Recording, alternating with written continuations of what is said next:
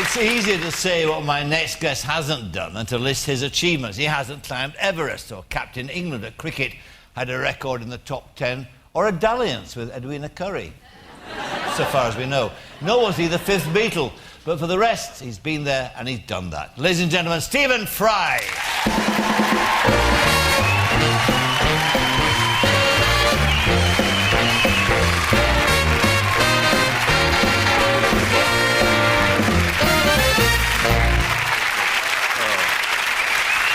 Bless you. Bless you. You're not in the Currie Diaries, are you, by any chance? That was a major cock-up, wasn't it? Terry.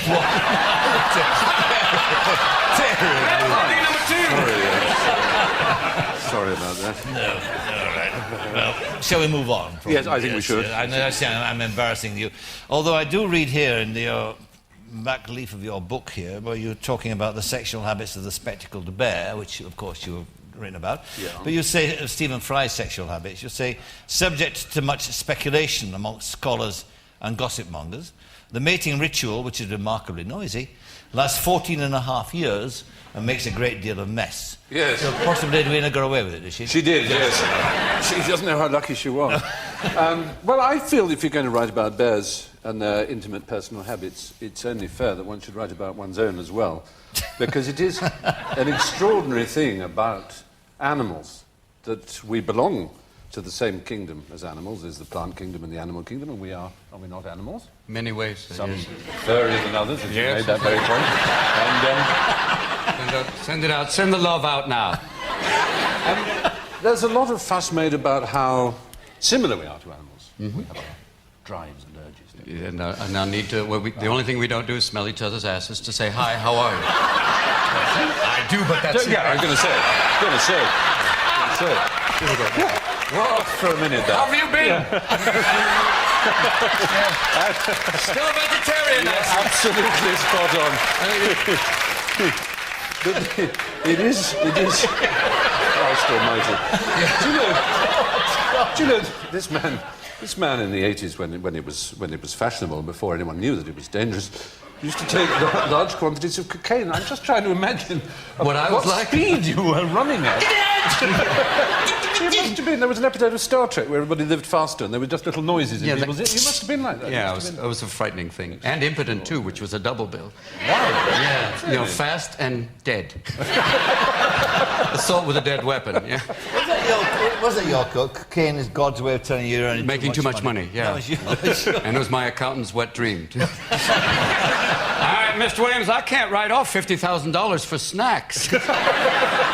Columbian College Fund, yeah. Didn't you call it once the devil's dandruff? Oh, yeah. The dancing powder, the wonderful joy, the Peruvian marching dust. Yes. Yeah. How are you doing? How are you doing? I'm not bad. How are you doing? Okay, get off me! Okay, Mr. Bush, we have to go talk to the people now. Fine. Fine, I'm okay now. Dad, can I call my dad? No, Mr. Bush, we can't call your father. Oh, come on. Can we bomb yet? No, that's why Cheney has the codes. That's why... That's why Dick has the code. He's good. He's very good, isn't he? He's very good. This talk of Peruvian dancing powder brings us very neatly to my book, which is set in Peru. A Peruvian diary. And if you could close in and see the lovely teats on this bear. Look at that. She's right now in Play Bear. Who wants to hibernate? Who's your alpha? Yeah. But certainly a fulsome pair of fun bags, as you say. Yes. And this is. You're not going to get a collar on that bitch. This is the story of your search for these spectacled bears in Peru and beyond. And a successful search it was too, because they're becoming extinct. Yeah? They are. I've never really been the kind of person who's been associated, either in my own mind or anybody else's, with ecological quests and television documentaries following animals. And apart from anything else, I'm someone who more or less relies on room service and broadband internet access in hotel rooms and so on, and you don't get this too often in Lima and points north in the Andes. But I have to say, the producers of this programme, who wanted to do a programme about Paddington Bear, who, if you remember, came from darkest Peru. That's right. And I got hooked on these extraordinary, endearing creatures. These bears. Most Peruvians don't know that there are bears in Peru. They're so shy. And it is, one of the things, a point I was struggling to make earlier about animals, is that we are so interested in them. You know, we chase them in order to look at them and photograph them. But no animal, unless it's hungry, is interested in us. And it occurred to me, we're always trying to define what it is that human beings have that animals don't, you know, consciousness, wit, self-awareness, or whatever one tries to call it. But it is actually interest in other animals. I mean, essentially, a bear doesn't give a cuss as to whether or not kangaroos exist. And kangaroos don't care whether there's such a thing as a cockroach. But we care about all of them. And it's a most remarkable thing. And I think what it is, of course, is that in a sense, Genesis is right. We are so guilty. Because I once went to look at gorillas, and it's the same with bears. And you realise what's magical about them is that when they wake up in the morning, a bear does not say, "Oh God, I was a very bad bear yesterday. I'm guilty." They don't feel guilty that they possess organs of sexual generation. For a start, they don't feel they should wear clothes. They never ask another bear, "You're seeing another animal." No, exactly. They don't. They have not. They just spend 100% of every minute of every hour of every day being a bear. And a tree frog spends all its time being a tree frog. We spend all our time trying to be somebody else. You know, trying to be like the person next door, the person on television, the person in the movies, the person on Pop Stars, the Rivals, or whatever. We're trying to be somebody else. Yes. And animals supremely are themselves. And no one is more themselves than a bear. I think that's why Winnie the Pooh and Paddington and so on are so endearing, especially with the British spirit, because they're rather stout and dignified and slightly raffish and a little bit rumpled and slightly annoyed at things. Is that how you see yourself? More or less, yes. More or less. So, I'm not very hairy at all, no. In fact, did you know bear is, in fact, it's a sort of gay thing, you know. What is? Well, I looked up. We'll be right back. Yes, sorry. But, you know, I'm not entirely unaware of many of the nuances of the gay community. Bears and cubs. Well, that's just it. Yes, and so when I first did this documentary, I wanted to look up. I wanted to look up bears. I don't mean that, obviously. That's just silly. What are you doing? That's just silly. This week, bear gynecology. But on the internet, and so everything said the bear cave. Everything wanted to know about bears, and it was a lot of very hairy men with pink objects sticking out of their nether areas. You found that online? Yeah, I found it online. What I couldn't find was anything about bears. About real bears. Ursine bears, the Tremarctos ornatus, which is the spectacled bear. So called because it has little markings around its eyes. What did they... You said that they're unaware in Peru, of the existence of these bears. Yeah. And watching the film that you made, it seemed to me they were indifferent to their fate as well. I mean, what do they make of you, this sort of mad Englishman coming there to fight a crusade on behalf of an animal that they thought was... Well, just a wretched animal, basically. Yeah, well, I mean, this is that the thing conflict, isn't there, sensibility? Their understanding of human beings is a pretty dim one, because the only way you can find a bear... We had a natural history crew which for months was tracking the droppings, as these people like to do. They like to go chasing the droppings and seeing where they've eaten, and they couldn't find one. The only ones we could find are ones that had been captured and put in zoos and awful little private zoos. The most that squalid... awful restaurant where you found two of the bears. Yeah. And that wonderful condor, too. That's, in many ways, in the film, the most tragic side. This majestic bird. Oh, in a restaurant? They had him strapped. They had him in a cage outside the restaurant. Bigger than our chair, actually.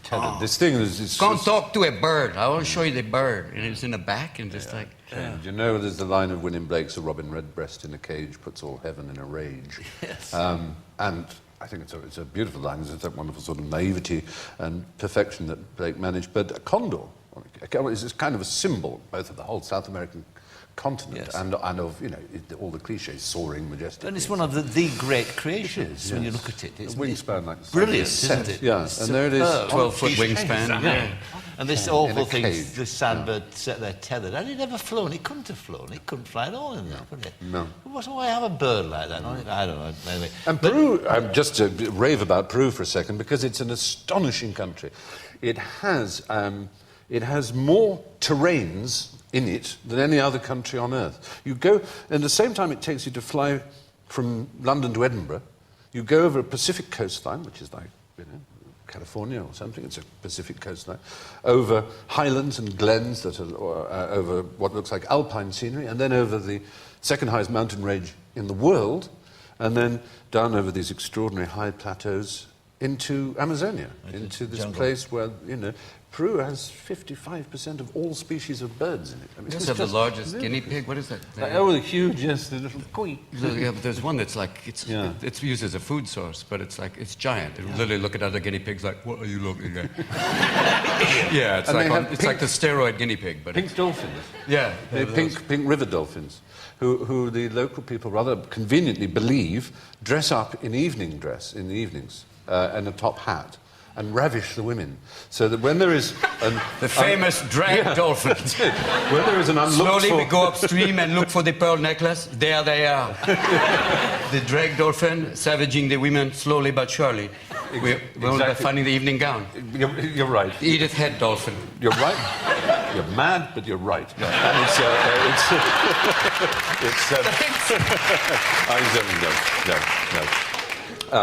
it's it's sorry. I was.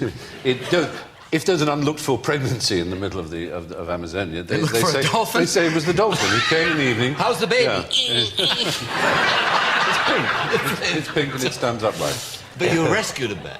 I have to say, you are worth every penny of that 80 million that EMI are going to pay you. I think That's right. every penny. That's all right. Yeah. Watch out, Mariah Carey. But you had, I mean, so the story ending is a good one because you've mated two. Have they procreated? Well, what we have is this webcam.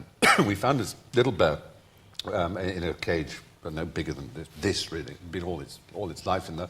It was called by the villagers, who are hundreds of miles from civilization. It was called Yogi, which shows how far the cancer of your noxious culture has spread, even into the most far-flung world. Boo-boo, don't be mad at Could have been Boo-Boo. Boo-boo, come on, let me see it. Boo-boo, come on.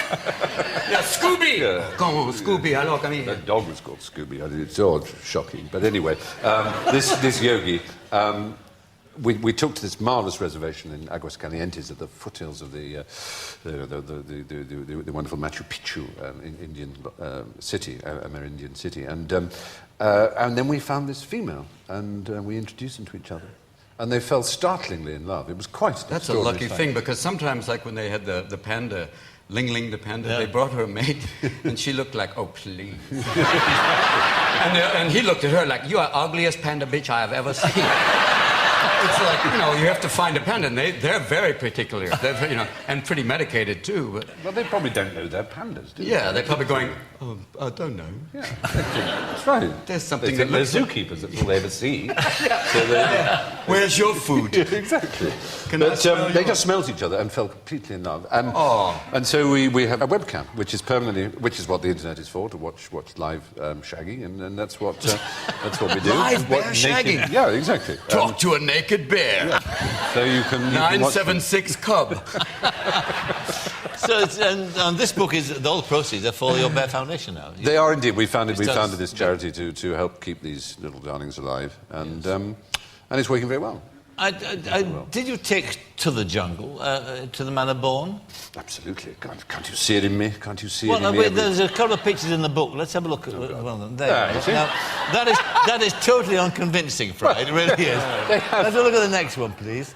Now this is more like... Now, Robin, if you didn't know who Stephen was, and somebody said to you, what nationality is that man there? You'd say English, wouldn't you? No, New Zealand. No, New Zealand. You see? No, New Zealand. It's got right there. Looks, you know, he's out there. No worries. Come on there. Come on, straight out. I'm a wild animal, and you know, you've done these nature things. Oh, yeah. A pipe is it's not just a quiet contemplative moment after breakfast when you rub your flake and you have a smoke, but it keeps the mosquitoes away, and you get respected by the local people. So it's really nice. And when you smoke a local leaf, when you have the local leaf, the herbal life rep comes to help you, and you smoke, and you can see the bear any time of the day. That's a good thing. That's why, you know. People said, how did you build Machu Picchu? I said, take a cocoa leaf, you got a running star. You know, it's quick that way. You know, a lot of people don't know that. You come to Peru. They do. You have tea. You do drink cocoa, though. It's quite legal to drink it as a tea. As a tea, and really... How How are you? I've been awake now for 4 days. It really doesn't do that to you, Michael. And No, Michael. Not at all, Michael. And if you want some, we have in the back. And if there are any young people watching, for God's Just sake, say no don't to tea. go into improvised comedy, whatever. Never. You see the result. Just see how ugly it can get. I've unleashed a beast. Too late now. Indeed. All right, so now you're now directing your first movie, aren't you? I am, Yet another string to your bow. Yeah, it's very exciting. Is this kind of a kind of frantic chase to do as many things as you possibly can before you cross to die. the further shore? So I die of death. Yeah. Yes. It is, to be perfectly honest, it absolutely is. Some people are unaware of death. I'm constantly aware of death, or at least constantly aware of a moment just before death when I say to myself, well, bugger, why didn't I do that? Why did I say no to whatever it is? I mean, there's a famous Arnold Baxter remark, in this life you should try everything except incest and country dancing. Well, In some places in Arkansas, you can have both. yes. No doubt about it. No doubt about Get off me, Paul. You're crushing my smokes.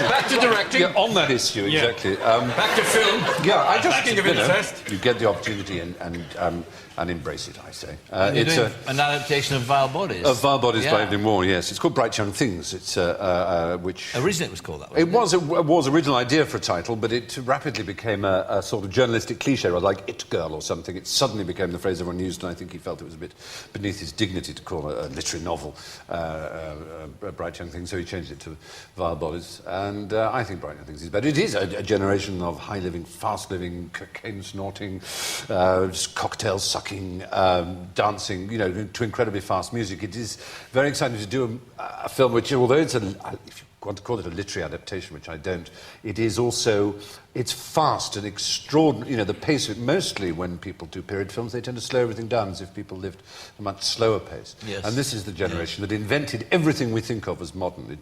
What the story centres around is photojournalism, what we would now call paparazzi, gossip columnists, fame, fast cars, telephones, incredibly important. Waugh was very proud of the fact it was the first novel in which people used the telephone. You see these parents, the parents' generation used the telephone to say, I'll have some of that fish, from their fishmonger, and then they put the phone down. But these people were lying on the bed, proposing to each other and so on. And it was shocking, much in the way to some, the way young people text now is shocking. So, and drugs and drink and crashing and burning and night clubbing in particular were all invented in this insane decade. And it was done, like all pioneers do, it was done with more zest, more insanity, more suicidal tendencies, and above all with more style, I suspect, than it is now. Well, the style clip is... Though we will only be able to judge that in the future. I dare see people saying, oh, UK garage two-step hip-hop, what a stylish era that was. And it's highly possible they will. I don't think so. Oh, maybe. Who are we to say? Is there a part for Mr. Williams in your... Well, I've cast a statutory American, Dan Aykroyd, who is much in your field, is playing a character loosely based on Lord Beaverbrook, and of course Dan Aykroyd is Canadian, so it's rather appropriate. Yes. But if he falls out for some reason or asks for too much money, I will be the first to ask Robin if he knows anybody. Come work for scale, my friend. Yes, exactly. But Are you enjoying the business of directing, though? I mean, it's a daunting prospect, isn't it? You are the field marshal. I mean, you're not just one of the troops. At the moment, we're in pre-production. We start actual principal photography, as it's grandly known, in about 3 weeks. It's the fact that every day I get up at about 6 to get to a production office, and nice and early, and I get very sort of hyper and excited and write down notes about things, and then people start sort of coming in by 7. Everyone's mad keen and fantastically talented design departments and production departments and everything, and I get shown things all the time. Here are 7 cigarette cases, which one for this character, which one for that character. Here are cigarette holders, here are shooting sticks, and then suddenly, my mind is reeling about which cigarette case was going to which character. Suddenly someone comes in and talks about music. How much, do you want a live band in this scene? How many in the orchestra? And so on. Suddenly your whole life is revolving around the music in the film. And then suddenly the cameraman and the operator will come in and they'll start talking about shots. And then you're driven off to a recce to look at a location. And so every day is divided into these extraordinarily intense slices.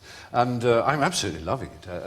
I just get desperate when I hear about some really good film like yours that's open and there's a good director out there, because you go, I don't want anybody to be... I want every film that is made made from now for the next year to be appalling. I mean, so dreadful that mine might be watchable. But I keep hearing about these wonderful films, and it's just slightly despairing. But I'm looking forward enormously to the... And when will that be out? Next year sometime? Yes, next year. Yes. Well, you've got 2 films out. You've got Insomnia out as well. You're a whore. I am. So Really? Yeah. Swing your handbag on any street. Yes. Look, we'll go to the opening of an envelope. Yeah, there's Insomnia, 1 hour photo, and the sequel to Insomnia, Incontinence, which is... Yeah, just when you thought it was safe.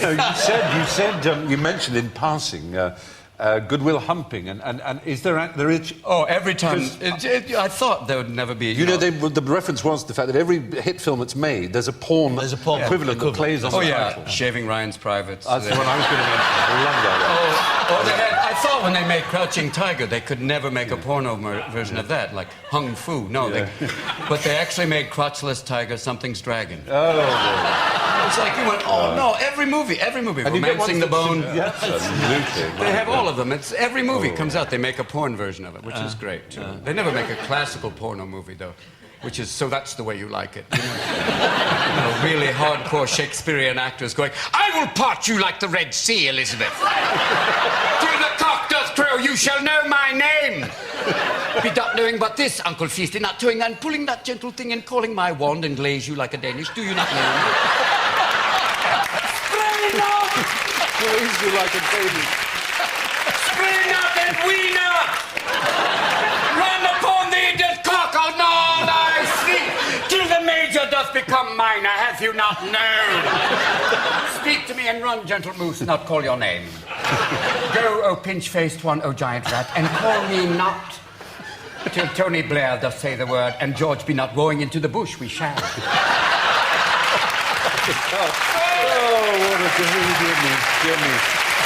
Oh, dear me. Classical porn. Classical porn. Sounds like a scene in classical porn. Well, it's been fun. It's been terrific. Oh, well, we're back. back on Once again. back on planet Earth. It's nice to be the quiet one. It must be a long time since you've been the quiet one in any kind of... I'm normally a man of few words, as you know. And but Mr. Loggeria here, it's fantastic. Please help the Loggeria telethon. Loggeria, go away. I am Sam. Yeah, it is, absolutely. It's terrific. I mean, good God. How many are born? Of your, I mean, it's a gene pool. You have children. When the gene pool's a jacuzzi, this is what you get. Yeah. You have children, yes. You have spawn, yes. There must be a Robin land somewhere where there are more of you, where you can, you know. There's others who speak this language. There's others who shuffle to the beat of your drummer. It is fantastic. God bless. The extraordinary thing is I've followed you enough to know that it's so fast that people assume it must be learnt, or that, I said this before at the dinner party, so I'm going to say it again, but I swear to you, these things come out just... Yeah. It's a kind of work of art. Know what he's doing. And like a lot of art, it is deeply disturbing and often slightly... but it is also fantastic. Dear Mrs. Picasso, Pablo still won't play with the others. Well, actually, there's a line called Clays, actually, you know, which... When he was asked how he constructed a picture, he said, "I'd take a line for a walk." And that's exactly wonderful. what you do, isn't it? Yeah, you're right. Take a line for a walk. Take a joke for a walk, abuse it and bring it home. It's like jazz, isn't it? It's riffing. But he does the same thing. He does exactly the same thing. Yeah, you riff off. Just that tonight he wasn't able to get a word in. No, he did. He got it in. But anyway, so back to this then. Yes. So all the proceeds for your book go to that cause, and we look forward to good news. Yes, in the future. Absolutely. You make an announcement to the effect that there's been issue has been arranged. We will. You'll be able to see the birth and the bloody membranous sac on the internet if you choose to look at it. Excellent. www.bear-rescue.tv. Yes. /membranous sac. I just wanted to say, I just heard this the other day. It's a rather sweet story. It's not funny, but it's rather sweet. You know, there is this domain, as they're called, .tv, which we have on bearrescue.tv. It's from the island of Tuvalu, which is a tiny little island Why do I say tiny like that? No, it's a tiny little island. Tiny word.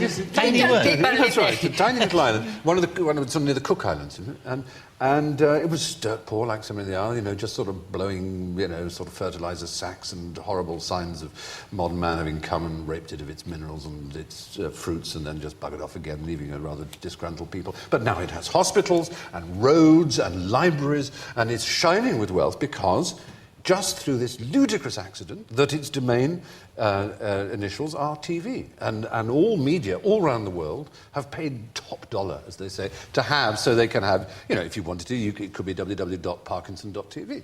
You could buy it, and the money would go, because they very cunningly didn't sell it to some shyster who'd spotted it before them. They kept it as their own domain. And so That's it's That's cute. right, they make the money off it. And so the nearby islands of Rumbalumba or whatever are really thinking, why did God... Why can't we call our island Com? Yeah, thank you. Our island is WWW. We had WWW long time before that with the island of the stuttering people. And the island of Com and the island of WW. Come and give me a dot. What's the island? The island of dot. Every time you use a dot, you can pay us money. And a dot, iba mo wega WW.com, com. Slash. What's the name? At. The island of At. Where are you? At god.com. Thank you, I love you too. You remind me of the comic version. There was a famous Don at Cambridge who was said to know everything. And people get really pissed off because there was no subject they could raise without which he couldn't join in. And he, of course, no. But you're in a comic version. So they got together, what is this lot? And when he was sort of sitting near them, they said, well, that's astonishing news from the Danish Football League, isn't it? And he leant forward and said, yes, who would have believed that Elsinore would have been beaten by Copenhagen United like that? Quite extraordinary, isn't it? But of course, they've just done the transfer, and he knew everything about the Danish Football League, so they just, as it were, ripped up every idea and gave it away. And I dare say, if we could have a competition, if someone in the audience could shout out a subject on which Robin could not discourse until you either wet yourself or had a baby or vomited with laughter. Can you think of one? Within obvious. Well, we've Too late now. There isn't one, is there? The producer's going, how much money have we raised? There is For the Logoria Foundation. Yeah. .net. And here's that fish. Yeah, that's right. Good boy. Stephen Fry, thank you very much indeed. Stephen Thank you Fry. very much. Thank you. Thank you very much.